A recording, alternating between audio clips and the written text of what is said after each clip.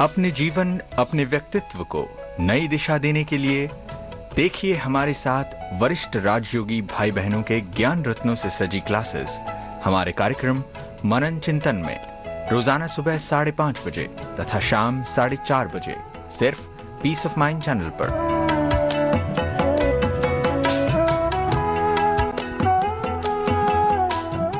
Namaskar, Om Shanti. Welcome to Awakening with Brahmakumaris. Namaskar. Om Shanti. Sister, it's very strange. We've been speaking about so many things like love, peace, stability, and I have been receiving emails and mails and some nice small write-ups from Brahmakumaris. And it is as if somebody is watching our programs and sending us. There's so much of connection in this universe, I tell you. They have written something about love, which we were speaking about. And they say, or she says, who has written this, perhaps the most difficult original quality to achieve because it has become so mixed up with attachment. We have somewhere complicated it with the attachment. Attachment, possessiveness, and dependence, deeply ingrained habits that have become, like normal or accepted. The quality of love means I care, I share, and in particular, I liberate. Liberate also means accept them as they are. Otherwise, people from whom we have expectations, they're always under a pressure.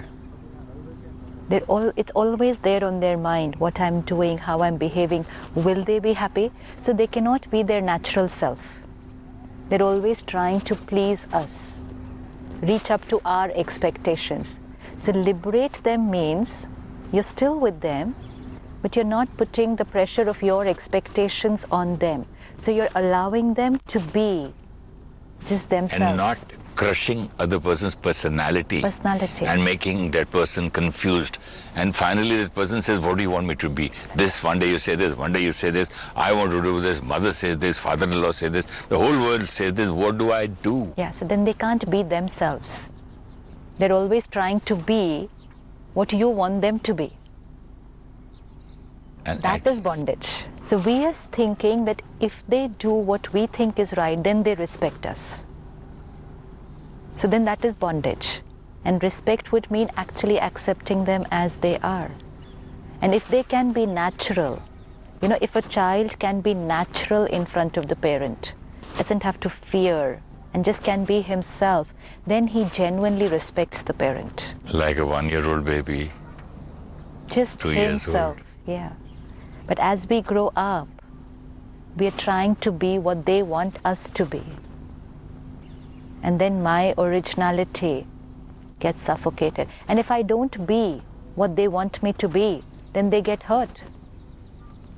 So that's another pressure. First, go on trying to live up to their expectations. And suppose you're not able to reach till there, then they get hurt.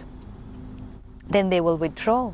And then they will punish in, ways like, okay, I'm not talking to you, or I'm very upset. Very mean. Very mean. This is liberation. Sometimes people think, spirituality means then no one cares for each other, everyone can do what they want, everybody. So then they're very detached in a negative sense. The word detachment means then you don't care for anyone. It's very positive feeling where I can be what I want to be, and your state of being doesn't have an influence on me, so it allows you to be. Actually, detachment, people get so much confused by detachment. They think, okay, so he'll be detached and he will not love me anymore. I have to be detached from my old beliefs. I have to be detached from my anger. It will be a better relationship. But there are we meet so many people who would say, I want to learn meditation, I want to come to the center, but my family doesn't allow me. Because the family is very apprehensive. If they go there, then they will become very detached. So the family will not allow them to come to the center and learn meditation. Detachment, sister, I think, whatever few episodes I've done with me, detachment does not mean running away. Detachment is, when you're detached, you have pure love. Yes, and detachment actually means being there all the more. Because you don't have your own agenda. See, if anything is happening around me, you're behaving in a slightly different way. If I'm not getting affected, I can be there with you mentally. Physically, we're there with each other, but mentally, we are with our own hurt. But if I'm stable, I can be there for others. So detachment is actually means being there all the more. Oh, nice. Let me complete this, please. True spiritual love never creates that need or dependence where others cannot find or be themselves. Yes, it's very beautiful, but to be able to understand it in the right perspective. First, I have to become independent. And independent means my state of being is not dependent on others. And then I also have to take care that no one else's state of being is dependent on me. Today, people being dependent on me actually gives people the feeling of power. It does. It tends to fill up the vacuum which is there inside. They are dependent on me. They are happy only when they meet me. They get upset if I don't call them up. This is a subtle way of control. But there are people who love to be dependent, no? Then they'll never grow. They love to be dependent because they haven't learned the art of being independent. They think this is love. Again, love and dependence is put together. I'm so dependent on you. You know, you should see two people saying to each other, you're in pain, I can feel your pain. And they'll say, this is love. I can absolutely feel what you're going through. I can say, I can understand what you're going through. But if I start feeling what you're going through, then I can do nothing for you, because then you're in pain, I'm feeling the same pain, so I'm in pain. I can understand that you are in pain. It's just like somebody's dreaming, and he dreams that his father, for example, has died, and she's crying, and I'm a part of the dream and tell her, no, he's alive. And she says, can't you see the dead body here? If I'm also in her dream, Absolutely. then I cannot wake her up. I have to be outside the dream. I see her sleeping and dreaming. I wake her up and say, get up, you were dreaming. That is awakening. Yes. That as we wake up, we can help others to wake up too. Love is dependence, love is attachment, is because we're all sleeping. This is the sleep of ignorance. We're all sleeping, and now we're trying to wake up. But when we wake up, we should take care that once the process of awakening has started, let it be, continue. The speed can vary. Each one decides at what speed they want to wake up. But it shouldn't happen, I wake up, and then I see everyone around me sleeping, and then I said, okay, let me sleep 10 minutes more. And this is what happens. I understand anger is not my nature, so I'm waking up. And then I go out into the world, and I see everybody using that weapon, and I say, everyone's using anger. How is it possible to be without it? And I go to sleep again. So wake up. Even if people around us are not using the same belief system, let me wake up. My waking up Will wake up others too. Yes, I don't have to wake them up. That's again a clarity. Let me not go around telling other people to wake up. They'll watch, they'll look at the difference in you, they'll watch you, they'll be inspired. It's no? like at home in the morning. If one person wakes up, doesn't need to wake up everyone else, but his waking up makes noise. And that noise will disturb the sleep of the others and they will wake up. So when one person wakes up in the house, one person wakes up in the office and starts living his life differently, starts being different in every situation, that's going to get others thinking. That will wake them up. I cannot ask someone to wake up. They won't like me. They'll say, I'm sleeping, you also go to sleep. Because every being, you know why everyone will wake up? Because originally everyone has the same quality. No one is an angry soul. Each one is a peaceful soul. Each one. It's just that we've caught on to that addiction with each other. Everyone's using anger. Everyone's using anger. So anger is the way. So it's in the air. And then when one person starts using it differently, and because the others, each one around is originally a peaceful soul, it's very fast to catch it. But one person has to do it. Just one. So we all take the responsibility. Each one of us today needs to take up the responsibility. I will be that one. And wake up. So everybody wakes up turn by turn. Absolutely. One person changes, just that one person will create a difference in the house. And then gradually others will. And even if, even if others don't do anything, just one person changes can change the house. I agree with you. Yesterday I had one more thing. I'm very proud of it also. Sure.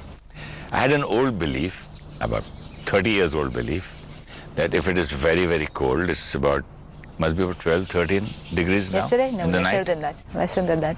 10, 8, 9. I had an old belief that if it is cold, you have to have either brandy or some kind of a Scotch whiskey or something, and eat a lot of non-vegetarian food to keep you warm, and you cannot sleep hungry. So I had just a cup of milk last night, and I just saw that I slept better. I woke up fresh. I did not feel hungry in the night. I did not feel the necessity of an alcohol or a non-vegetarian food, and I did not feel cold.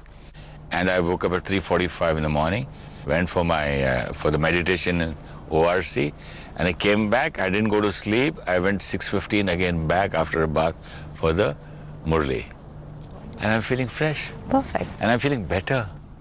This is experiment. Experiment, experience becomes the truth. Old belief. Finished. Have you ever seen in a circus, there are these huge elephants standing in the circus, but the one leg is tied to a rope, that's all. That's all. That's how they stand in the circus, and they're standing there for years. No one ever thought, how come such a huge elephant, just one rope with one leg? The reason? They got into the circus when they're baby elephants, and they're tied like that. And at that time, they really try to break free. They try, but at that size, they're not able to break free. After that, they stop trying, because the belief system is that this doesn't break. And when they're so huge, they just have to move once and it will break. They don't try. Same with us. Old belief systems got from here, there, from everyone, heard, put inside. We're not even trying to break the rope. But is this also called your comfort zone? Yeah, but who creates the comfort zone? Who creates the comfort zone? That's the question mark. I created my comfort zone. So I have the power to expand it how much ever I want, because the expansion is here. The comfort zone is not outside. My comfort zone is inside. And that's unlimited. So I just need to go on expanding it. There is not a single belief system which cannot be challenged. Anything that I've heard from anywhere, I can challenge it. Challenge it, and try it. It will work. I just showed you my 30 years old experience. Yes, it's the mind over the body. If the mind creates a thought, I will feel hungry in the middle of the night, the body will say, wake up. But if the mind creates the thought, I'm absolutely fine. I'm going to wake up directly at 4 now. Just go to sleep. 2 cups of milk, sister, yesterday. So, The happiest man on earth. Yeah. And I slept so light, and my sleep was good. I woke up exactly on time. I woke up fresh, without any hangover. and all this was happening for pleasure, no the hangover. See, we never think what we're doing. Why are we consuming all the substances? It's only for pleasure. And that extra food which would have been not digested in my stomach, that non-vegetarian within me, and that toxin. In Hindi, there's a very beautiful sentence which says, Jaisa ann, vaisa man. As the food, so will be the mind. If you want to have a pure mind, a very high energy state of being, then the food will also have to be very high energy food. Naturally, high because vibrations. if you have a glass of beer, you feel sleepy or drowsy, and if you have too much of lassi, buttermilk, then you feel a little sleepy, and if you eat too much of oily stuff or biryanis kind of a thing, you feel dull. It That does is- matter, but yeah, that is beyond another that, way. That is another thing. That oh, is this is if only you're- physical. Yeah, if you're heavy food, if it's very fattening food, that's a different thing. But if it's negative energy food, oh, the tamas and the rajo and the sattvic. sattvic food. Of course, we've been hearing a lot about non-veg not being very healthy for the body, but at the Brahmakumaris, we understand it's not healthy for the mind. It's not healthy for the body, yes, but not healthy also for the mind, because the vibrations that are there with that food, it's the vibrations of someone who approached death, was slaughtered, was trapped, kept in captivity, and then knew he was going to be killed. Intuition is there, no? No, you can see it. You know what's happening. And Yeah, then they what see about, the fellow animals to be Yeah, and being what- killed in front of and them. what about the last scene when he's going to be killed, that animal? He knows he's going to be killed that time. The fear. Yes, the fear, The pain. the hatred, the anxiety, those are thoughts. Thoughts will affect hormones. Those hormones are in the body. You kill the animal. Those are the last hormones in that body, in that flesh. And then now eat it. So you're not consuming just the flesh, but you're also consuming those vibrations which were created in the last stage, just before the animal was killed. Unhappy energy, the hate energy, energy full of Fear, anxiety. fear, pain. And I don't know if the animal forgives you or not. It's not about, see, again, we don't even have to think of it on a philosophical level, just think of it on a scientific level. Let's put ourselves there. I am going to be slaughtered. I'm there, tied in chains, kept there in captivity for so many days, and I'm going to be slaughtered. So what's the thought going on?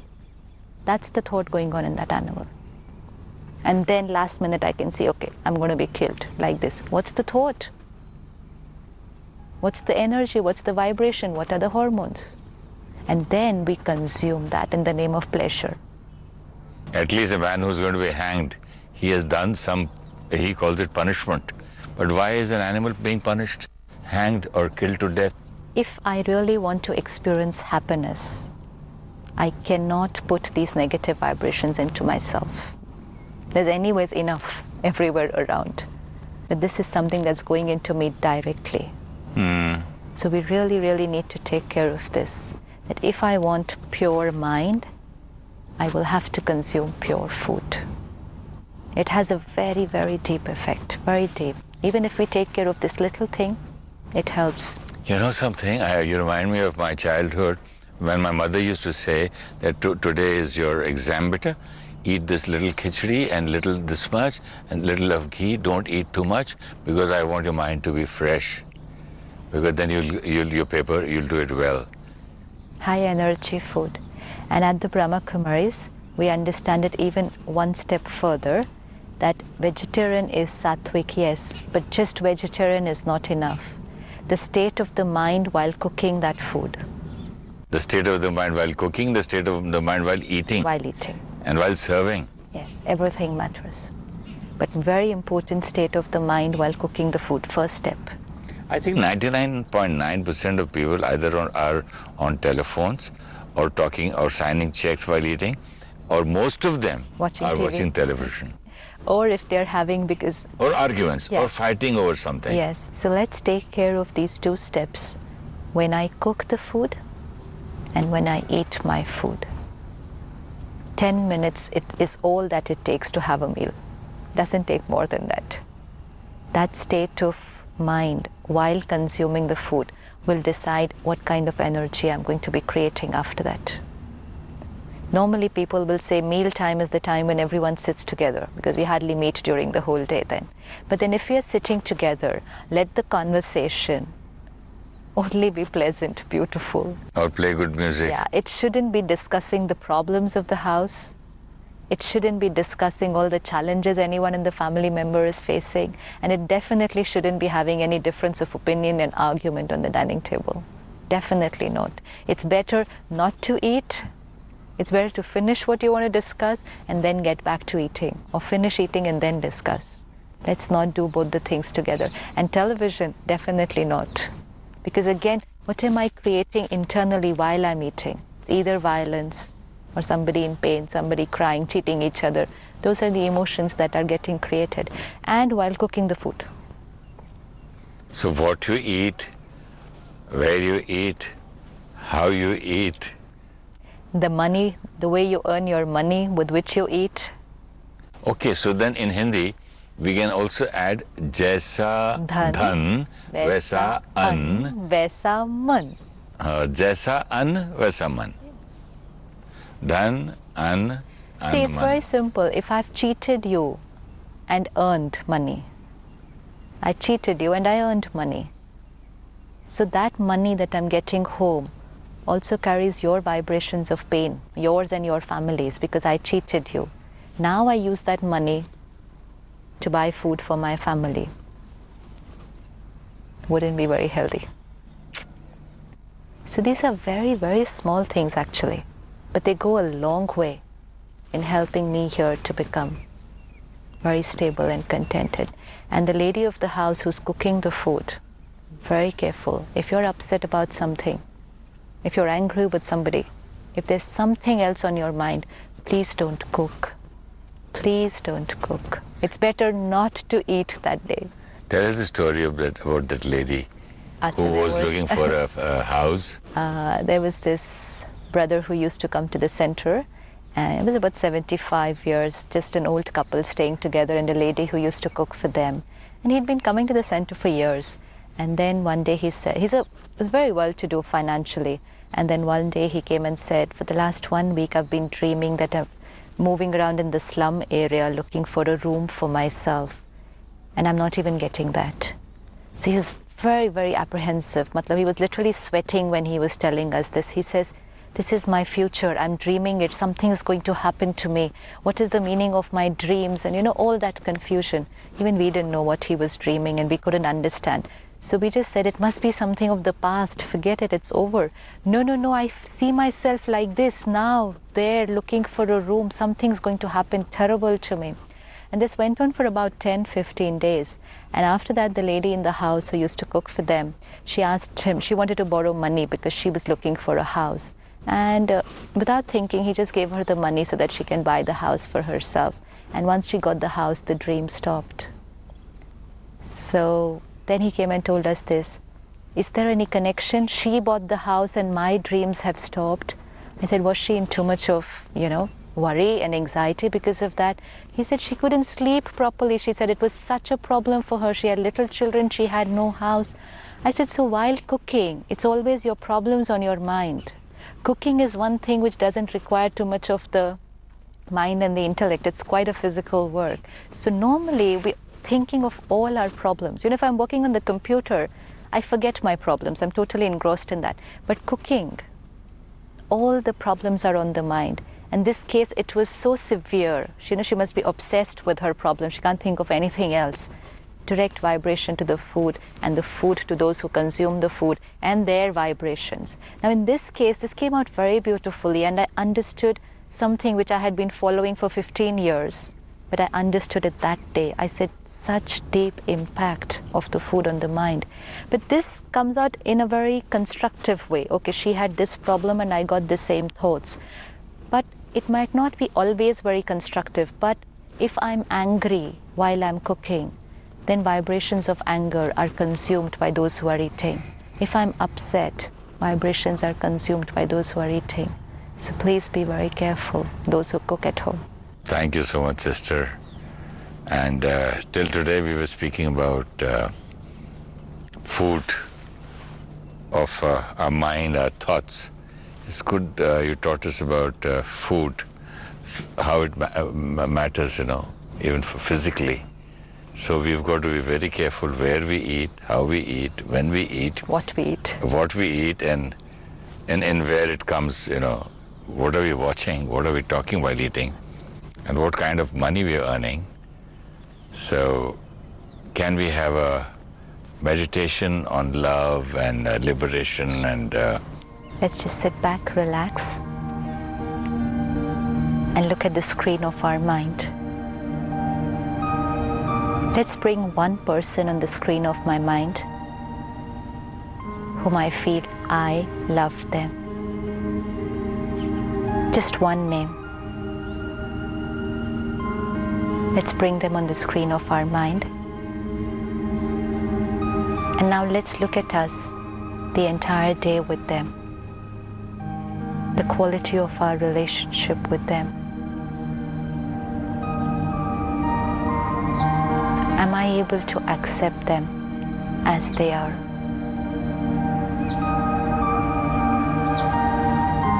Every act, every behavior, every word. How does it influence me?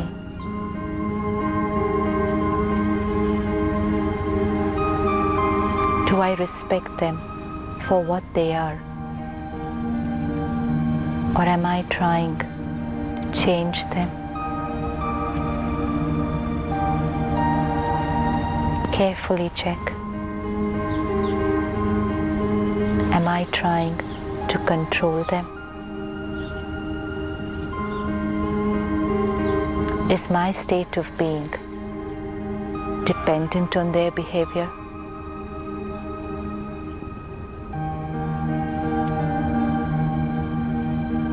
Today, I remind myself again, I do not possess them. I'm not dependent on them, but I love them. I accept them as they are. When I'm with them, I can be who I am. I can just be myself. And I let them be who they are.